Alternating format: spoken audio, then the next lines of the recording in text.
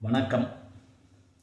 வள்ளுவர் தனி மனிதனுக்கு கூறக்கூடிய கருத்துகள் சில வேளைகளில் ஒரு நாட்டுக்கே பொருந்தும்.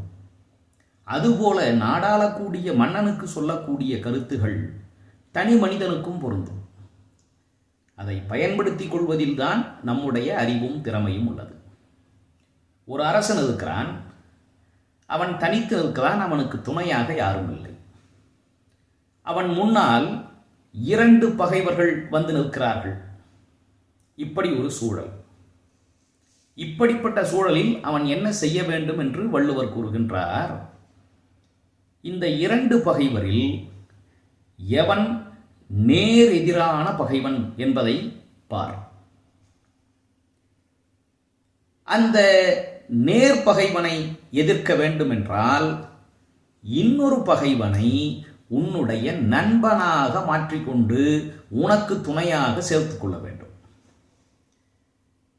2 பகைவர்களை எதிர்த்து போரிடும் வலிமையும் அதற்கு வேண்டிய துணையும் ஒருவனுக்கு இருந்தால் ஒரே நேரத்தில் இருவரையும் எதிர்த்து போரிடலாம்.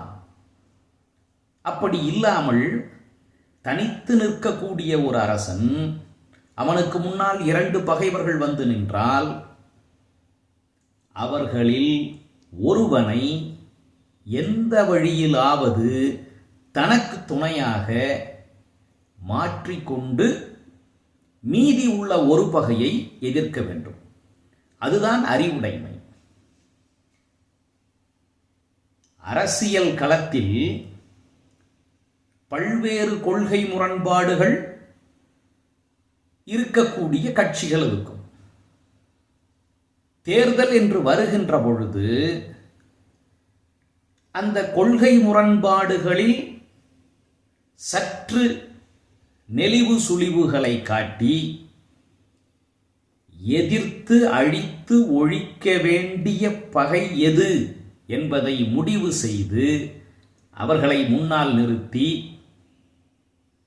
துணையாக இருக்கக்கூடிய இன்னொரு பகையை ஏதோ ஒரு ஆதாயத்தை அவர்களுக்கு கொடுத்து நம் பக்கத்திலே கொண்டு வந்து பெரும் பகையை அழிப்பதுதான் சிறந்த அரசியல் தந்திரமாகும்.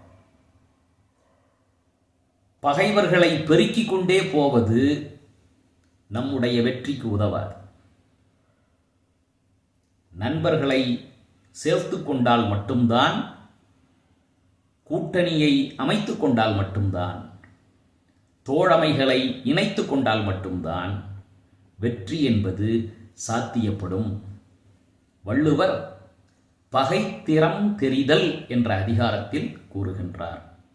தன் துணை இன்றால் பகை இரண்டால் தான் ஒருவன் இன்துணையா கொள்க அவற்றின் ஒன்று. நன்றி, வணக்கம்.